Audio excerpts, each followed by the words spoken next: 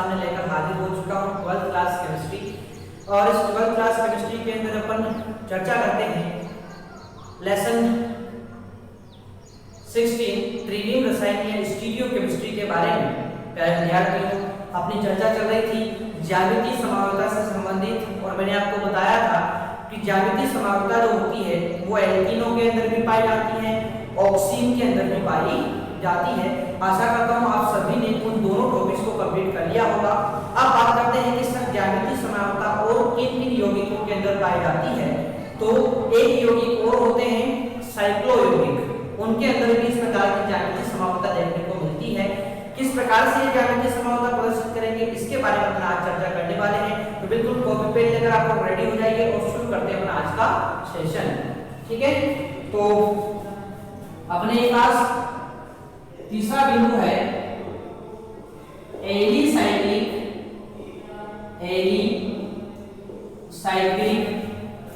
यौगिकों में, एलिसाइक्लिक यौगिकों में ज्यामितीय समावयवता, ज्यामितीय समावयवता। ठीक है, तो एलिसाइक्लिक यौगिकों में ज्यामितीय समावयवता, इसके बारे में हम यहाँ पर बात करते हैं।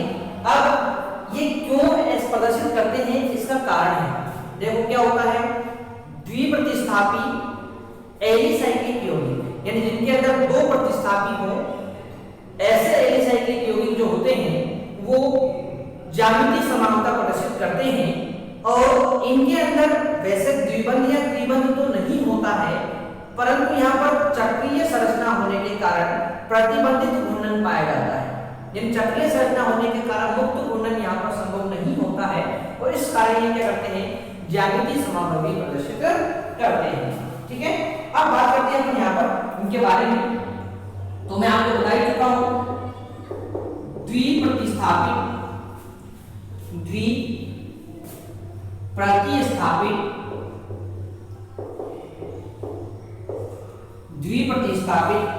साइक्लोएल्केन व्युत्पन्न,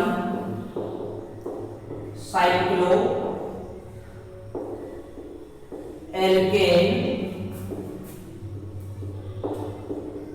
व्युत्पन्न, साइक्लोएल्केन व्युत्पन्न जैसे साइक्लोप्रोपेन, जैसे साइक्लोप्रोपेन,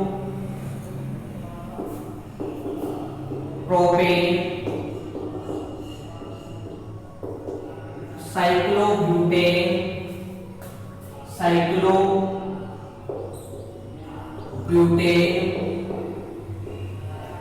साइक्लोपेंटेन, साइक्लोपेंटेन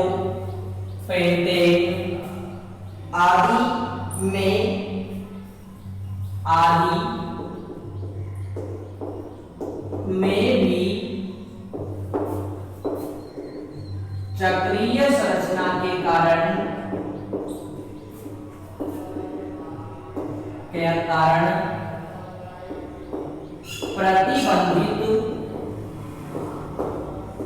प्रतिबंधित घूर्णन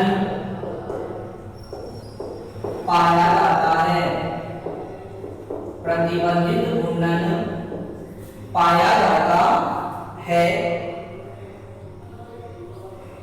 इस कारण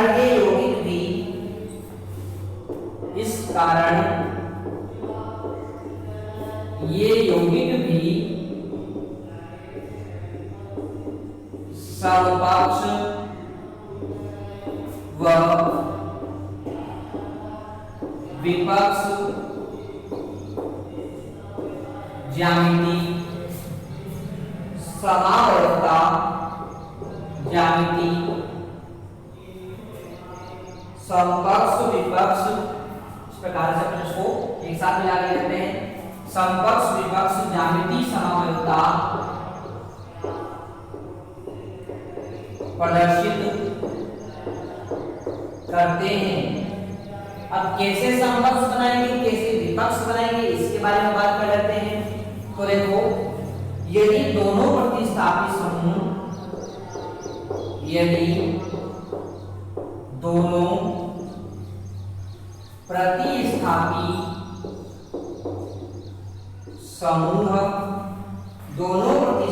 समूह या परमाणु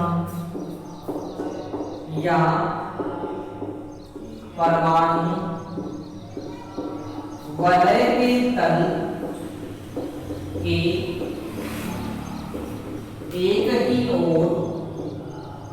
के तल के एक ही ओर उपस्थित हो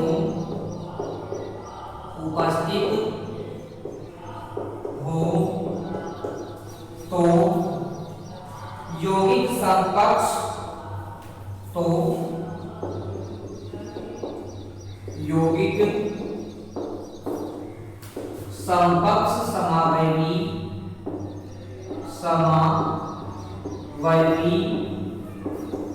और परस्पर विपरीत दिशा में हो तो यौगिक विपक्ष समावयवी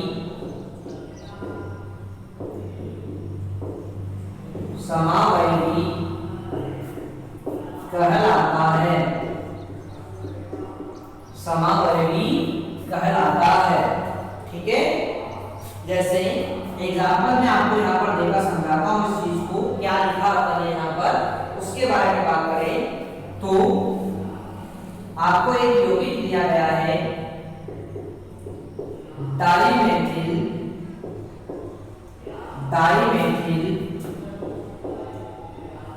साइक्लोप्रोपेन, ये संरचना आपको दी गई है, ये यौगिक आपको दिया गया है। अब देखो सबसे पहले साइक्लोप्रोपेन की मैं संरचना बनाऊं तो कुछ इस प्रकार की संरचना आपको देखने को मिलती है साइक्लोप्रोपेन की।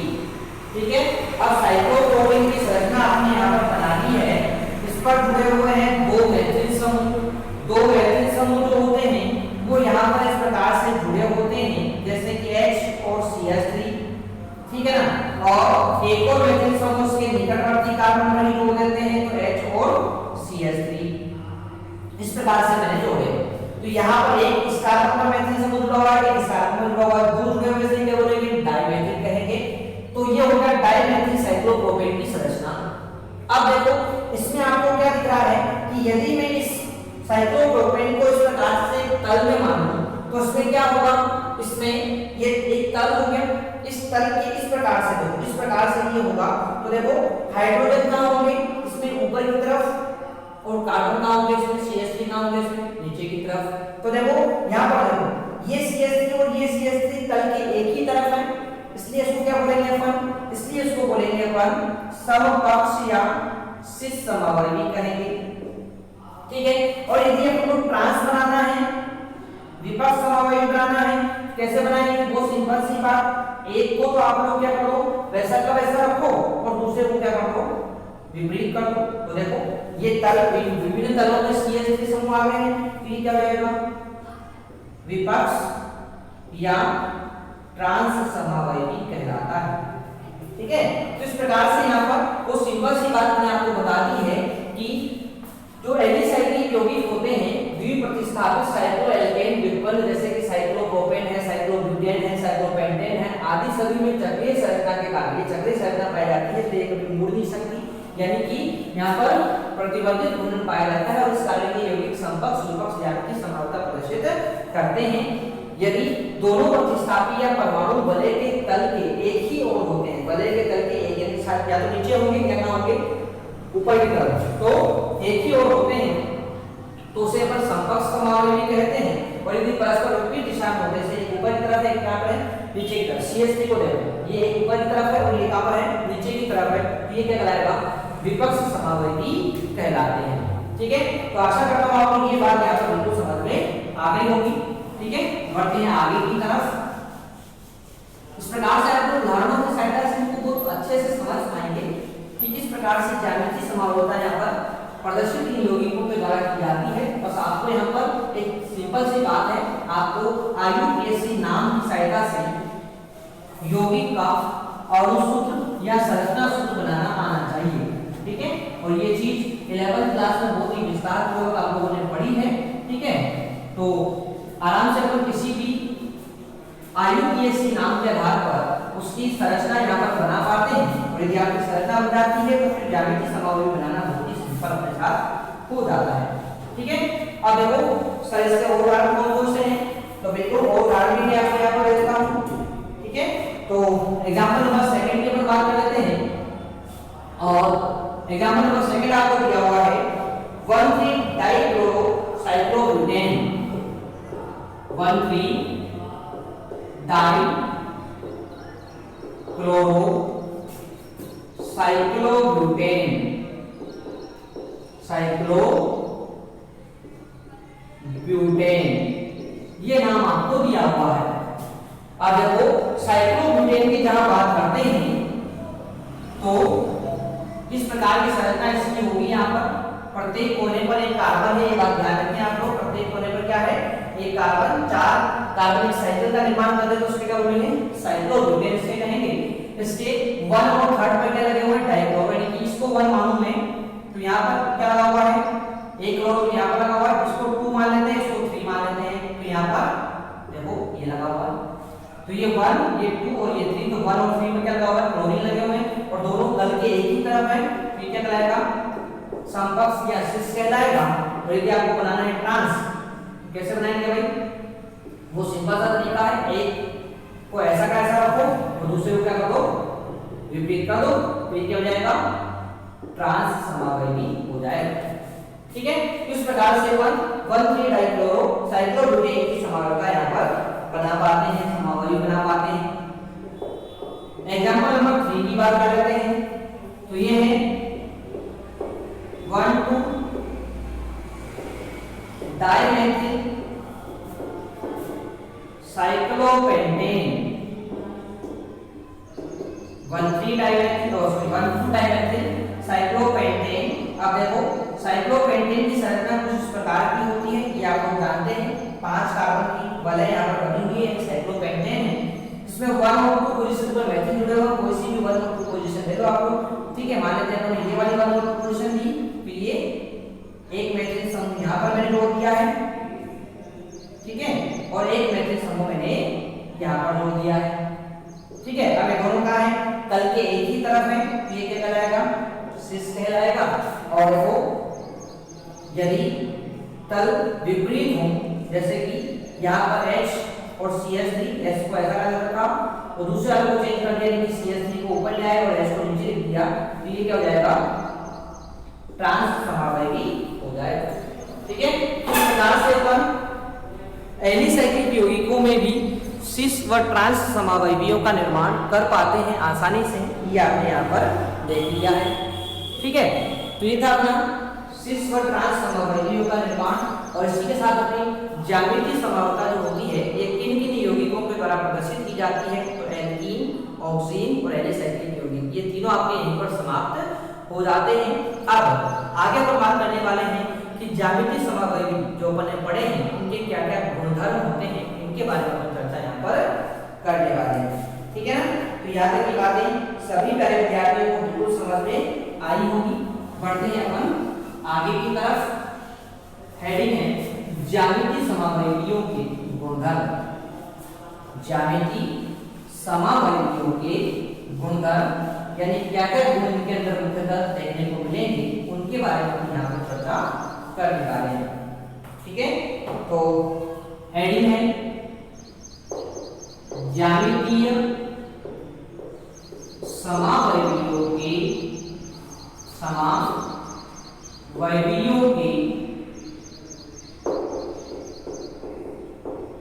गुणधर्म। ज्यामितीय समावयवियों के गुणधर्मों की अपन बात करते हैं तो देखो ज्यामितीय समावयवियों का त्रिहीन विन्यास भिन्न भिन्न होने के कारण इनके भौतिक और रासायनिक गुण भी भिन्न भिन्न होते हैं। किस प्रकार से भिन्न तो देखो ज्यामितीय समावयवियों ज्यामितीय समावयवियों का त्रिविम विन्यास का त्रिविम विन्यास भिन्न भिन्न होने के कारण इनके भौतिक व रासायनिक गुण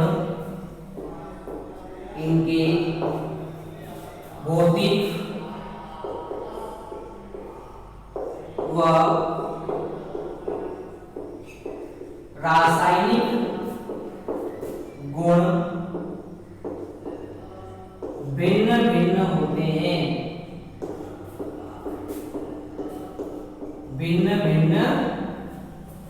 होते हैं, कुछ प्रमुख गुणधर्म निम्न प्रकार हैं, यानी इनके कुछ प्रमुख गुणधर्म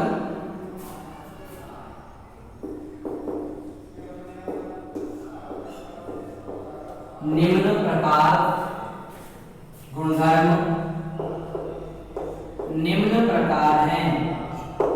ठीक है, एक एक करके हम बात करने वाले हैं। सबसे पहला गुणधर्म आता है द्विध्रुव आघूर्ण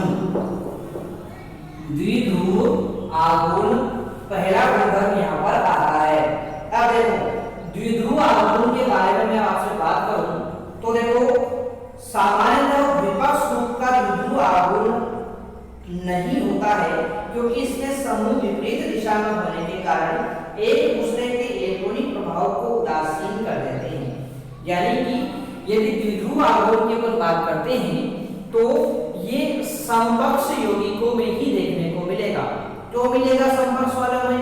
क्योंकि यहाँ पर एक ही दिशा में दोनों समूह उपस्थित होते हैं, दोनों समान समूह उपस्थित होते हैं और इनके इलेक्ट्रॉनिक प्रभाव एक ही दिशा में होने के कारण द्विध्रुव आघूर्ण यहाँ पर प्रभावी होता है। परंतु यदि विपक्ष की बात करें, विपक्ष समवयवियों में समूह विपरीत दिशा में होने के कारण इलेक्ट्रॉनिक प्रभाव भी विपरीत दिशा में होगा, तो यहाँ पर एक के इलेक्ट्रॉनिक प्रभाव को दूसरे का इलेक्ट्रॉनिक प्रभाव पूरी तरह से निरस्त कर देगा। और जब वो निरस्त कर देगा तो इस कंडीशन में द्विध्रुव आघूर्ण विपक्ष समवयवियों का शून्य हो जाता है। ठीक है, या कम होता है। तो बात करें हम यहाँ पर कि सामान्यतः विपक्ष समावयवियों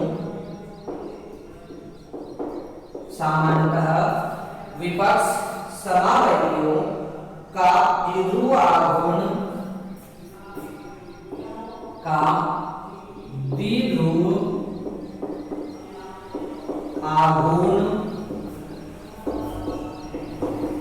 नहीं होता है, यानी कि शून्य होता है, क्योंकि इनमें समूह विपरीत दिशा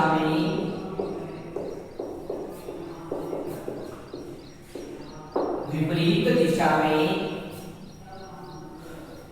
विन्यासित होने के कारण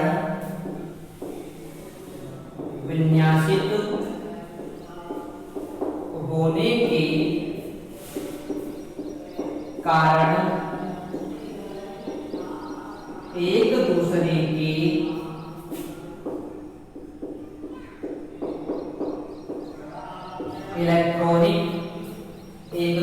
के इलेक्ट्रॉनिक प्रभाव को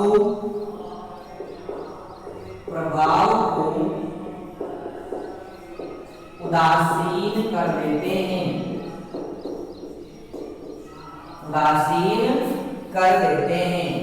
जैसे मैं उदाहरण आपको देता हूं, जैसे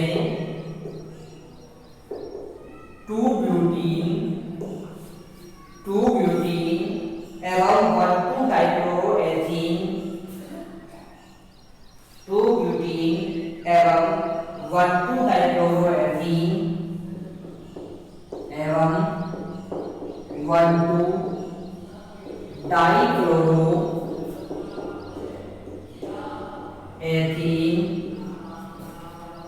डाइक्लोरोएथीन के विपक्ष रूपों का द्विध्रुव आघूर्ण विपक्ष रूपों का द्विध्रुव आघूर्ण शून्य होता है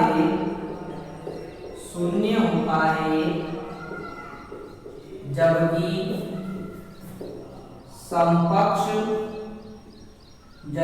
समकक्ष रूपों का द्विध्रुव आघूर्ण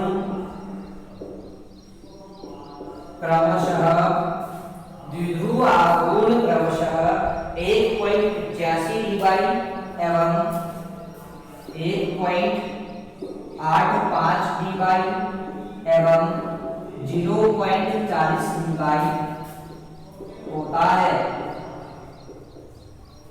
dBi होता है।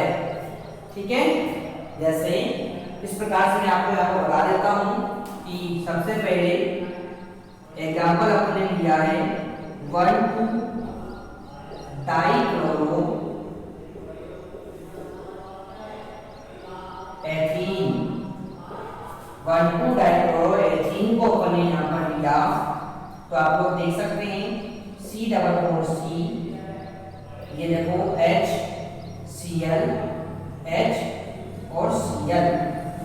ठीक है, ये तो बन गया इसका सिस रूप। क्या बन गया इसका सिस रूप। तो यहाँ पर इसका द्विध्रुव आघूर्ण, क्योंकि इसकी विद्युतता ज्यादा होती है इसलिए इलेक्ट्रॉनिक प्रभाव इस दिशा में होगा और इसकी विद्युतता भी ज्यादा होती है कार्बन से, इसलिए इलेक्ट्रॉनिक प्रभाव इस दिशा में, और दोनों एक ही दिशा में है। तो यहाँ पर क्या होगा, यहाँ पर सिस रूप ये है तो इसका द्विध्रुव आघूर्ण यानी कि म्यू जो होगा इसका वो 1.85 dBi होता है। ठीक है, परंतु यदि इसी का अपन यहाँ पर विपक्ष रूप बनाते हैं यानी HCl और H विपक्ष रूप यानी कि ट्रांस समावयवी पर इसका बनाते हैं तो आप लोग देखो इसका इलेक्ट्रॉनिक प्रभाव इस दिशा में, इसका इलेक्ट्रॉनिक प्रभाव इस दिशा में, क्योंकि विद्युत ऋणता लोडिंग की ज्यादा होती है तो इसका इस दिशा में, इसका इस दिशा में, विपरीत दिशा में होने के कारण चुंबकीय आघूर्ण क्या हो जाएगा, इसका शून्य आपको प्राप्त हो जाएगा। ठीक है, तो इस प्रकार से चुंबकीय आघूर्ण शून्य आपको प्राप्त हो जाता है। इसी प्रकार से हम बात करें इसकी 2 ब्यूटीन की बात कर लेते हैं। ठीक है, एग्जांपल के रूप में अपन ने 2 ब्यूटीन मान लेते हैं, ले लिया है। तो 2 ब्यूटीन की अपन बात करते हैं यहाँ पर, तो देखो इसकी भी अपन संरचना बना लेते हैं। इस प्रकार की संरचना हो जाती है यहाँ पर CHCl3 HCl3। इस प्रकार की संरचना आपको देखने को यहाँ पर मिलती है। ये सिस समावयवी है, इसका द्विध्रुव आघूर्ण यहाँ पर 0.40 देखने को मिलेगा। परंतु यदि मैं यहाँ पर ट्रांस की बात कर लेता हूँ यानी कि इस प्रकार से देखो यहाँ पर इसका द्विध्रुव आघूर्ण इस दिशा में है, इसका इस दिशा में है, दोनों का इलेक्ट्रॉनिक प्रभाव एक ही दिशा में है, इसलिए इसका 0.40 dBi आता है। जबकि इसकी अपन बात करते हैं विपक्ष वाले की, तो देखो यहाँ पर CH3, यहाँ पर भी CH3 और ये H, ये ट्रांस समावयवी है। और ट्रांस समावयवी की बात करें इसमें देखो ये तो प्लस आई प्रभाव प्रदर्शित करता है CH3, तो इसका कहाँ होगा, इस तरफ, और इसका कहाँ होगा, इस तरफ, यानी कि विपरीत दिशा में है तो एक दूसरे को निरस्त कर देंगे, यानी U का मान कितना जाएगा 0 dBi आ जाएगा। ठीक है, तो इस प्रकार से मैंने आपको यहाँ पर बता दिया है कि किस प्रकार से जो ज्यामितीय समावयवी होते हैं वो द्विध्रुव आघूर्ण में भिन्नता प्रदर्शित करते हैं। विपक्ष समावयवी होंगे उनका द्विध्रुव आघूर्ण शून्य होगा या कम होगा, और समकक्ष समावयवियों का द्विध्रुव आघूर्ण जो होता है वो विपक्ष समावयवियों की तुलना में अधिक होता है। तो आशा करता हूँ आपको ये बात यहाँ पर बिल्कुल समझ में आ गई होगी। और भी बहुत सारे गुणधर्म हैं जिनको पढ़ेंगे अपन नेक्स्ट क्लास में। तो तब तक के लिए टेक केयर, बाय।